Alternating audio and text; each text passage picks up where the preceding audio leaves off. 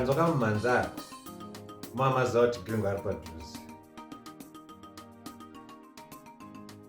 Saka nhau iri panapa ndeyekuda izvi. Takaita musangano nana mazvikokota vepanhau, vapepeti venhau reKwayedza.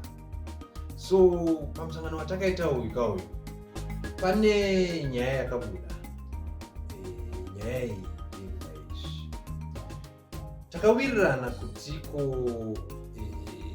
katuni iya yaisimbobuda muKwayedza yaGringo, takawirirana kuti katuni ikai ngaichidzoka muKwayedza. Sekuziva kwenyu kunyanya vaverengi veKwayedza, Gringo akatangira muKwayedza, asati atombobuda hake kana patelevision. Sekuziva kwevazhinji, Gringo akatangira muKwayedza. Saka isusu pamusangano wedu takati Gringo ngaachidzoka kumusha. So pamazuva mashomanana ari kuteera yaka muchazenge maakuona makatuna Gringo Kwayedza.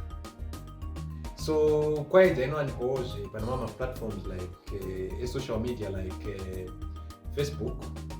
Saka kana muchinge maiona, tokukombirisawo kuti muitewo like, share, subscribe and comment. Right, notenda. Ndini Enoch Chirombori. Thank you.